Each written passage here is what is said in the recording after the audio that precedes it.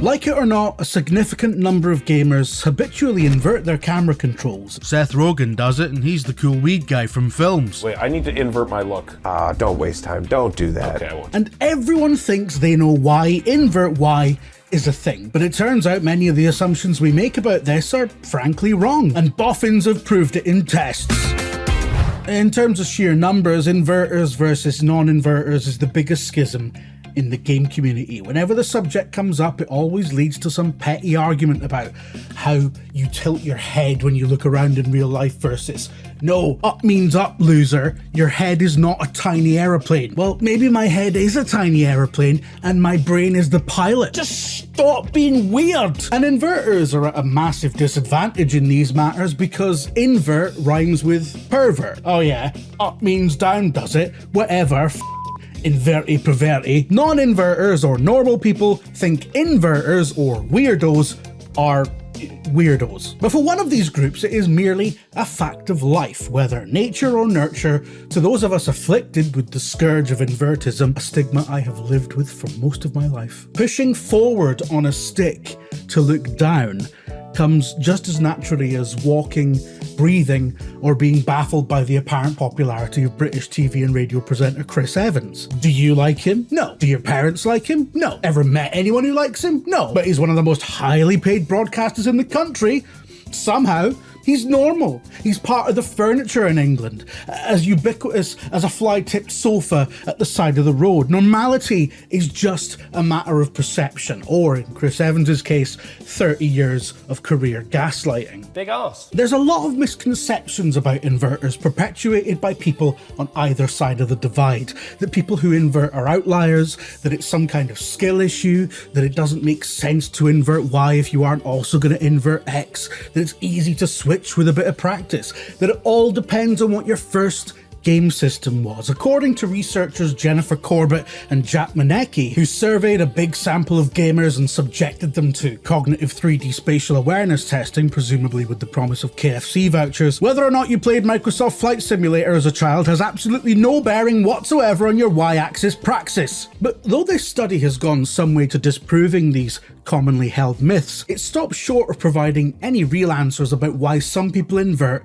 and why others do not. Largely, I suspect, because that's rather like trying to explain the briefs or boxers divide, in that there's an unknowable number of factors to consider why someone would have a preference, and it doesn't matter anyway because it's just pants. And only matters to the individual concerned. It's not like one day they're going to stop making boxers. I think this analogy's got away with me a little bit. Well, you can tell they're not real gamers, they've got a skincare routine. Except, as the study sort of says if you read it, it's not just a personal preference. Well, it is, but it's one that's massively dictated by how your brain happens to be wired, how it handles spatial awareness. Although with practice and perseverance, some people have found that they can unlearn their default and switch over. Usually this is from inverting to not inverting, because why would you go the other way? It's kind of halfway between a personal preference and an accessibility issue. It's a bit of both. And understanding it may well be crucial for important things beyond the realm of gaming, such as telesurgery or drone operation, all kinds of applications where the operator's spatial awareness is being distorted by a non-standard field of view, the lack of a third dimension, input lag, frame drops, anything you can imagine. I don't know, I'm guessing. I'm not trying to get a research grant, so I'm not that invested in whether or not that's a convincing pitch for how serious this issue is, because I don't think it is. What's incredible about the study's findings is that, and I'm quoting the researchers from an article in The Guardian here, none of the reasons people gave us for inverting controls had anything to do with whether they actually inverted. So, all of us are barking down the wrong tree, and it actually has more to do with how you process 3D space at a deep cognitive level. This absolutely tracks with my own limited, tiny sample size research. I took a poll of IGN Entertainment staff recently and found that firstly, of the 35 people who responded to my survey, only 7 of us are inverters. And of those 7, beyond the inverting, there wasn't a single unifying factor apart from the fact that we're all over 30. But most people at the company are over 30, so that hardly feels like a significant marker. I asked people to check which control scheme or device they used first, It was a mix of control pad and joystick. Interestingly, no inverters mentioned mouse and keyboard, which may be significant. Very few people seem to invert on mouse look, which makes sense to me. I don't, despite being a hardwired inverter when it comes to anything with a stick. Essentially, your crosshair just becomes a mouse pointer when you're in the middle of a gunfight, right? Some non-inverters did say that they invert for vehicle controls. Eurogamer's Alex Donaldson said anyone who inverts in FPS games is a pervert.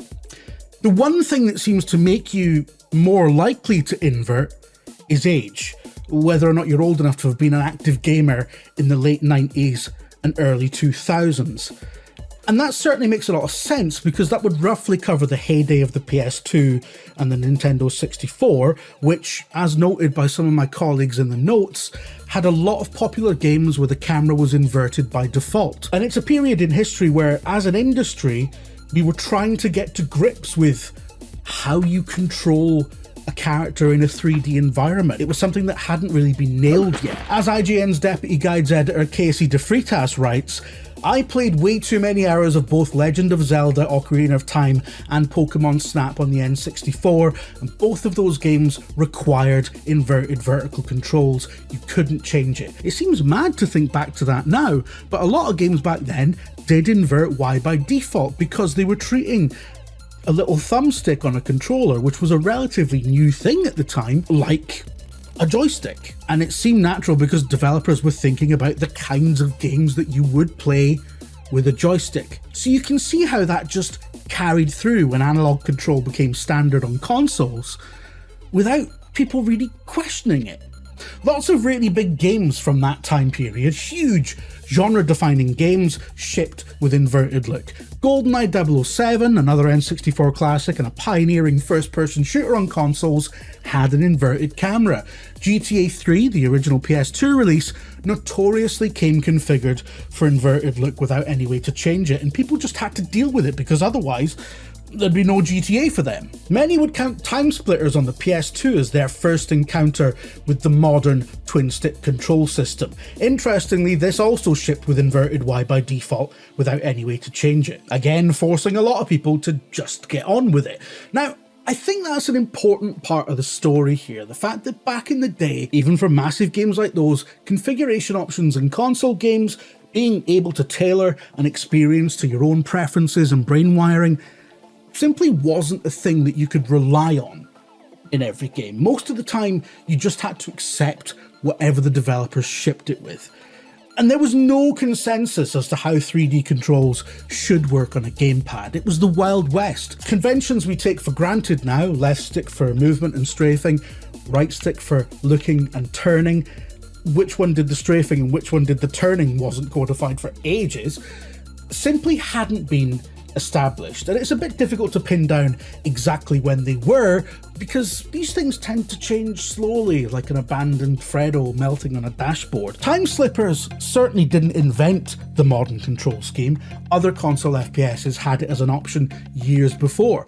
Even Goldeneye 007 had a twin-stick mode utilising two of that machine's ridiculous three-pronged controllers, and they are ridiculous. I hate the N64 so very much. I know a lot of you will be upset about this, but I can't stand the N64 controller. It does my brain in.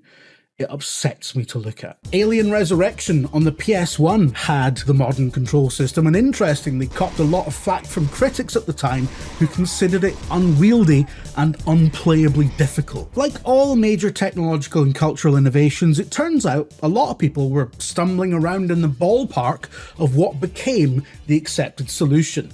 Many people credit Halo Combat Evolved with popularising the very concept of first-person shooters on console, not inventing it, but perfecting it with its innovative sticky aiming that made the twin-stick controls we still use today feel good and natural in the hands, and also pioneered this ingenious diegetic method of determining the player's inversion preference, which meant that both types of gamers were catered for in the most natural way possible.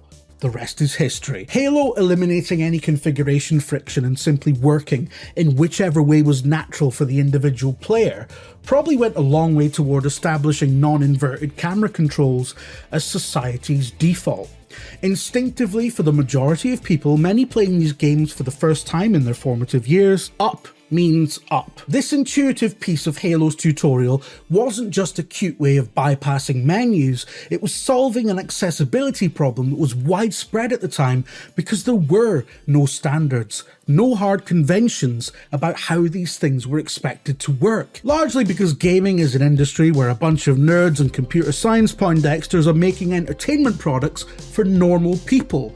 You know, normal people who own Sony Bravia TVs and sleep in a big bed with their partner. Today I drank a beer in the bathroom. In the years since, platform holders have mandated the option of inverting Y alongside other toggles, and it's basically not an issue anymore unless you enjoy arguing about stupid with strangers on the internet. I can't remember being negatively affected by my invertism since Beyond Good and Evil HD came out about 400,000 years ago. In fact, with every new generation it becomes more of a standard practice to cater for as many preferences, impairments, or even disabilities as possible, with many huge mainstream games now including extensive options for fine-tuning everything from camera controls to high contrast overlays for the severely colourblind. I suspect it's more or less impossible to determine exactly why some people invert and some people don't. What I do know is that inverting is wildly misunderstood by non-inverters, while the reverse isn't the case at all. I'm not remotely confused as to why up means up. On paper, that's perfectly intuitive. Up means down, patently is not. And in microcosm, it's a perfect low-key example of why diversity matters in game development. You can't just cater to what is considered normal, otherwise you risk alienating huge swathes of your potential audience, and that's a hard, dispassionate business case for just having some consideration for people who aren't necessarily the default character in life. In the business we call that subtext.